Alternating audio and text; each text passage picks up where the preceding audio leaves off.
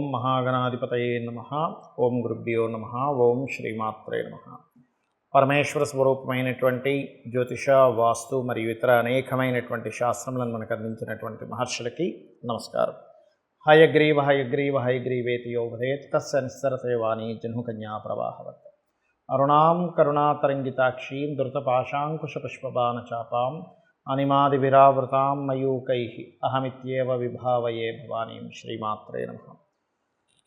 ప్రేక్షకులకి ఆ లలితాంబిక అమ్మవారి యొక్క అనుగ్రహం పరిపూర్ణంగా కలగాలని మనస్ఫూర్తిగా కోరుకుంటూ మనం ఈరోజు చెప్పుకోబోయేటువంటి టాపిక్ ఏమిటి అంటే, ఇప్పుడు మనకి 1వ తేదీ నుంచి కుజుడు తన ఓన్ హౌస్లోకి ఫైరీ సైన్లోకి వస్తున్నాడు. మరియు శని కుంభరాశిలో ఉండి తన ఓన్ హౌస్ నుంచి కుజుడిని వీక్షిస్తున్నాడు.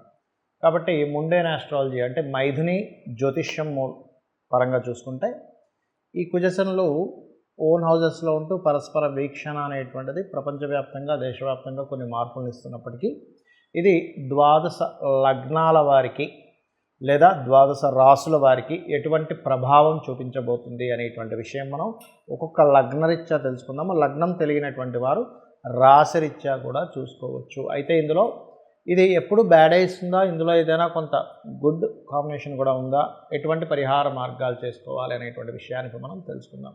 ముందుగా మేషలగ్నము, మేషరాశి. మీరు ఈ లగ్నంలో కుజుడు సంచరిస్తున్నందుకు, లాభంలో ఉన్నటువంటి శని వీక్షిస్తున్నందుకు తీసుకోవాల్సినటువంటి ముఖ్యమైన జాగ్రత్త ఏమిటి అంటే, ఎమోషన్స్, అగ్రెసివ్నెస్, ఈ ప్లానెట్స్కి సంబంధించినటువంటి కాంబినేషన్ మీ యొక్క లగ్నంలో ఉంటూ శని దృష్టి పడింది దాని మీద. అంటే ఏమిటి, ఒక యాక్షన్ తీసుకోవాలన్నా, ఒక అగ్రెసివ్గా ఒక నిర్ణయం తీసుకోవాలన్నా కుజుడి యొక్క ప్రభావం ఉండాలి. దాని మీద శని యొక్క దృష్టి పడింది అంటే కర్మకారకుడి యొక్క దృష్టి ఎప్పుడైతే మీ మీద పడిందో మీకు తెలియకుండానే ఒక అగ్రెసివ్ మోడ్లోకి వెళ్తారు. సో ఈ యొక్క విషయంలో చాలా చాలా చాలా కేర్గా ఉండాలి. మీరు గుర్తుపెట్టుకోండి, ఈ కుజుడు లగ్నంలో కూడా శని దృష్టి ఉన్నందుకు. అందులో పర్టికులర్గా లాభాలు ఎక్కువగా రావాలి. ప్రతి ఒక్కరికి ఉంటుంది, నాకు చాలా ఎక్కువ లాభాలు రావాలి, సో అందుకు నేను ఎక్కువ కష్టపడతాను, ఏదేమైనా సరే నేను పోరాడతాను అనేటువంటిది ఆ తత్వాన్ని ఎక్కువగా ఇస్తూ ఉంటుంది. అయితే ఇందులో పర్టికులర్గా ఇది మరి ఒక మంచి కూడా ఇవ్వాలి కదా అంటే 100% మంచి కూడా ఇస్తుంది. అదేమిటి అంటే ప్రాపర్టీ రిలేటెడ్, అంత కష్టపడి చదవడం, చదువులో కొంత స్ట్రెస్ ఉన్నప్పటికీ ఎలాగోలాగా జయించాలనుకోవడం, ఇటువంటి తత్వాల్ని ఇది ఇస్తుంది. కాకపోతే మేషలగ్నం ఆర్ మేషరాశి వారు ఎవరైనా సరే గుర్తుపెట్టుకోండి, వారికి బీపీ ఉన్నట్లయితే, కొంతమంది చూడండి హెవీ బీపీ ఉంటుంది, వాళ్ళు మాత్రం 100% చాలా కూల్గా ఉండాలి. ఇట్ ఈస్ సేమ్ టైం వీలైనంత మటుకు శివుడికి అభిషేకం చేయడము, మెడిటేషన్ చేయడము, ఇటువంటివి ఖచ్చితంగా చేసుకోండి. అదేవిధంగా సర్వసాధారణంగా మేషలగ్నంలో జన్మించిన వారికి ఏమిటంటే, కుజుడు ఏమాత్రం స్పాయిల్ అయినా వాళ్ళ లగ్నంలో పర్టికులర్గా యాక్సిడెంట్ యోగాన్ని ఇస్తుంది. అలాంటిది కుజుడు ఓన్ హౌస్లో ఉన్నాడు, శని దృష్టి ఉంది కాబట్టి వాహనాల మీద స్పీడ్గా పొరపాటును కూడా వెళ్ళకండి. అయితే లాభంలో ఒక గ్రహం ఉండడం చాలా మంచిది, అందులో ఎటువంటి డౌట్ లేదు. అయితే ఆ లాభంలో ఉన్న గ్రహం ఆకస్మికంగా లాభాలు కూడా ఇస్తుందండి, అందులో ఎటువంటి డౌట్ లేదు. అలా నేను ఇప్పుడు మిమ్మల్ని వెళ్ళిపోయి అదేది మన ప్యాకాట్లనో లేకపోతే బెట్టింగ్స్ అనో అవి ఆడమని నేను చెప్పట్లేదు. మీ వ్యాపారంలో కనుక ప్లానెడ్గా కనుక జాగ్రత్తగా కనుక చేసుకోగలిగితే అది 100% యోగాన్ని ఇచ్చి తీరుతుంది, అందులో ఎటువంటి సందేహం లేదు. మరి ఈ యొక్క ప్రభావం నుంచి మీరు బయటపడాలి అంటే మీరు చేసుకోవాల్సినటువంటి గ్రహ ఆరాధన, నవగ్రహాల్లో కుజ శని గ్రహాల దగ్గర దీపారాధన చేయండి. Point number 1. రెండవది ఆంజనేయ స్వామి ఆలయం కానీ లేకపోతే సుబ్రహ్మణ్యేశ్వర స్వామి ఆలయానికి కానీ వెళ్ళండి. పాయింట్ నెంబర్ 3, గోవులకి క్యారెట్స్ బెల్లము తినిపించండి, అన్ని విధాలా బాగుంటుంది. ఇక్కడ పర్టికులర్గా ఈ కుజుడు శని ఓన్ హౌస్ అండ్ శని యొక్క దృష్టి,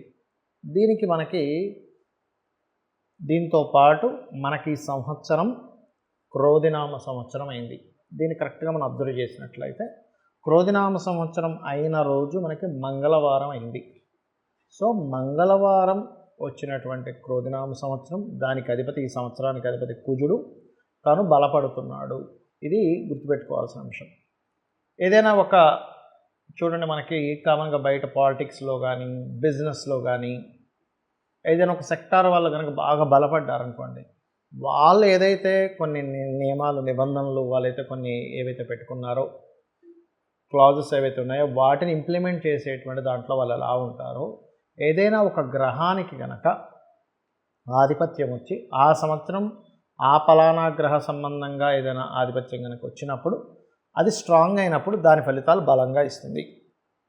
కాబట్టి ఈ క్రోధినామ సంవత్సరంలో ప్రధానంగా ఈ కుజుడు 45 డేస్ ఎప్పుడైతే ఈ యొక్క మేషరాశిలో ఉంటాడో 1వ తేదీ నుంచి దాదాపుగా 45 టు సంథింగ్ 45 డేస్ దగ్గరలో ఉంటాడు.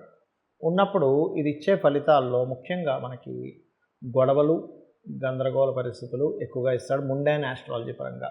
అంటే ఏంటి, ప్రపంచవ్యాప్తంగా యుద్ధ సంబంధమైనటువంటి పరిస్థితులు, అల్లర్లు, గొడవలు, ఆవేశాలు, వీటితో పాటు ప్రకృతిలో ఎటువంటి మార్పులను ఇస్తుంది ఇది అని చెప్పి చూసుకున్నట్లయితే ఒకటేసారి భౌగోళికంగా తీసుకుంటే ఒక దగ్గర చూస్తే విపరీతమైన ఎండలు. మనం గతంలో కూడా ఒక వీడియోలో చేసాం, 50 డిగ్రీలు దాటినా ఆశ్చర్యపోవాల్సిన పని లేదు అని. యాజ్ ఇట్ ఈజ్గా అలాగే జరిగింది. 50 డిగ్రీలు దాటింది కొన్ని ప్రదేశాల్లో. మన వీడియోలో చెప్పినట్టుగా దాదాపుగా ఇది ఒక నెల రోజుల క్రితం చెప్పిన అంశం ఇది. సో 50 డిగ్రీస్ దాటినా ఆశ్చర్యపోవాల్సిన పని లేదని ఏదైతే అన్నామో, ఇప్పుడు చూస్తే జూన్ మాసం వచ్చేస్తుంది. సో జూన్ మాసంలో సర్వసాధారణంగా ఎండలు తగ్గి వర్షాలు పడాలి. అయితే ఈ వర్షాలు ఎలా పడతాయి, ప్రకృతి ఎటువంటి మార్పులను ఇస్తుంది అంటే బాగా ఎండ కనిపిస్తున్నట్టుగా ఉంటుంది, సడన్గా వర్షం బోహన పడిపోతుంది. బాగా వర్షాలు పడుతున్నాయి, ఇంకేంటి అయ్యి బాబాయ్ వర్షాకాలం లాగా ఇంకొచ్చేసింది, ఇంకేమైనా వర్షాలు పడుతున్నాయి అనగానే విపరీతమైన ఎండలు వస్తూ ఉంటాయి. అంటే ఏమిటి, కోల్డ్, రైన్, అదేవిధంగా వాటర్ సంబంధించినటువంటి గ్రహం ఏదైతే శాటర్న్ ఉన్నాడో ఆయన కుంభరాశిలో అర్ధజల రాశిలో ఉంటూ అగ్నితత్వ రాశుల్లో ఉండేటువంటి కుజుడిని వీక్షిస్తున్నాడు. సో ఇదేమిటి, ప్రకృతిని శాసిస్తూ ఉంటాయి గ్రహాలు, ప్రకృతిని మారుస్తూ ఉంటాయి, ప్రకృతి పరంగా అనేకమైనటువంటి విషయాలను చెప్తూ ఉంటాయి. అందుకే చూడండి, కృత్తికా నక్షత్రం మీదకి రవి వచ్చినప్పుడు కర్తరి అంటారు, రోహిణి కార్తీ అంటారు. కృత్తికా అంటే ఏంటి, అగ్నితత్వ గ్రహ రాశుల మీదకి, అగ్నితత్వ నక్షత్రాల మీదకి గ్రహాలు సంచరించేటప్పుడు ఆ ప్రభావం ఉంటుంది. సూర్యుడి యొక్క భానుడి యొక్క ప్రభావం ఎలా ఉంటుందో ఈ గ్రహాలు కూడా ఓన్ హౌజెస్లో ఉన్నప్పుడు ఇటువంటి పరిస్థితులు వస్తూ ఉంటాయి. మరి అందరూ కూడా ఇప్పుడు నాకు నక్షత్రం తెలియదండి, లగ్నం తెలియదు, రాశి తెలియదు, ఏం చేసుకోవాలి? ఇదేంటంటే యూనివర్సల్గా ఇచ్చేటువంటి ఒక అగ్ని ప్రమాదాలు కానివ్వండి, లేకపోతే విపరీతమైన ఎండలు కానివ్వండి, విపరీతమైన వానలు కానివ్వండి, దేశానికి మధ్యన ఏదో తెలియని ఒక చిన్న ఘర్షణ వాతావరణం కానివ్వండి, పోలీసు, మిలిటరీ ఇట్లాంటి వాళ్ళ మీద ప్రెజర్ ఉండడం కానివ్వండి, ఇటువంటివన్నీ ఒక ఎత్తు. అయితే అందరూ అంటున్నారు పంచగ్రహ కూటం వల్ల ఏదో విపత్తు వస్తుంది. పంచగ్రహ కూటం వల్ల ఎటువంటి విపత్తు రాదు, గుర్తుపెట్టుకోండి. కేవలం రవి తన నుంచి దశమ స్థానంలో ఉన్నందుకు గవర్నమెంట్ అనేకమైనటువంటి మార్పులను తీసుకొస్తుంది. దీనివల్ల ఈ మార్పుల వల్ల కలిగేటువంటి అల్లర్లు కూడా కొంతవరకు జరగవచ్చు ఇక్కడ. అయితే ఇక్కడ మనం ఎవరు ఎలా ఉన్నా, అంటే ఏ నక్షత్రం అయినా వాళ్ళ గ్రహస్థితి ఎలా ఉన్నా వాళ్ళు చేసుకోవాల్సింది.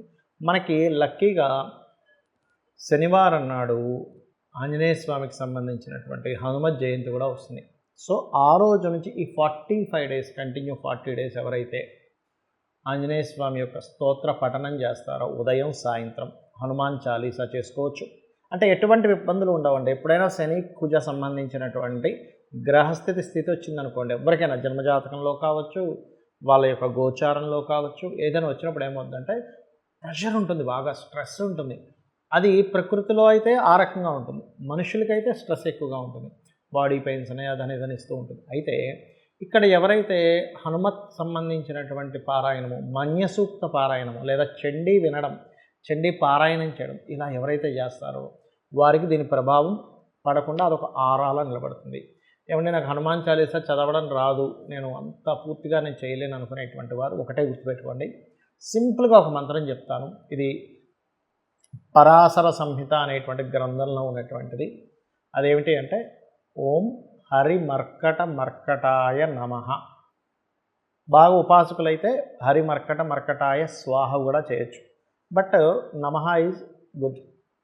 ఓం హరి మర్కటాయ నమః కూర్చొని రోజు ఒక అరగంట సేపు చేసినట్లయితే మీ జన్మజాతకంలో ఒకవేళ శాటర్న్ అండ్ మార్స్ పాడై మీ లైఫ్లో సెటిల్మెంట్ లేదు, అన్నీ లేట్ అవుతున్నాయి, మాటికి అప్ అండ్ డౌన్స్ అవుతున్నాయి, లేకపోతే బాగా ఇబ్బందులు పడుతున్నాము, ఏం చేయాలో అర్థం కావట్లేదు, ఇటువంటి సిచ్యువేషన్స్లో ఉన్నా కూడా మీరు అటువంటి కష్టమైనటువంటి సిచ్యువేషన్ నుంచి ఆ యొక్క ఆంజనేయ స్వామి బయటపడేస్తారు.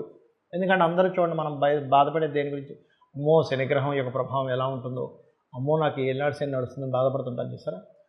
శని భగవానుడిని కంట్రోల్ చేసేటువంటి బలము కొన్ని గ్రహాలకి, కొంత దేవతా స్వరూపాలకి ఉంది. ఎవరెవరు అంటే 1 ఆంజనేయ స్వామి, 2 సుబ్రహ్మణ్యేశ్వర స్వామి, 3 గణపతి, 4 నరసింహస్వామి యొక్క ఆరాధన. ఇలా శక్తి దేవత చండీకి కూడా ఉంటుంది. అంటే ఏమిటి, ఎనర్జీ అనమాట. అంటే ఒక చల్లగా ఉంది ఒక ఎనర్జీ. ఆ చల్లదనాన్ని పోగొట్టుకోవాలంటే వేడి ఎనర్జీ కావాలి మనకి. అంటే బాగా చలేస్తుందండి, అప్పుడు మనం ఏం చేస్తాం, ఒక ఫైర్ పెట్టుకుంటే దగ్గరికి వెళ్ళగానే చలిపోతుంది, కానీ చలిని పోకు అంటే పోదు. సో యాజ్ ఇట్ ఈజ్ మనం దీన్ని కనుక పాటించగలిగితే అద్భుతాలు మనం చూడడం జరుగుతుంది. కాబట్టి ఇది చెయ్యండి. ఎటువంటి క్లిష్టమైన పరిస్థితుల నుంచి అయినా మీరు బయటపడడం జరుగుతుంది.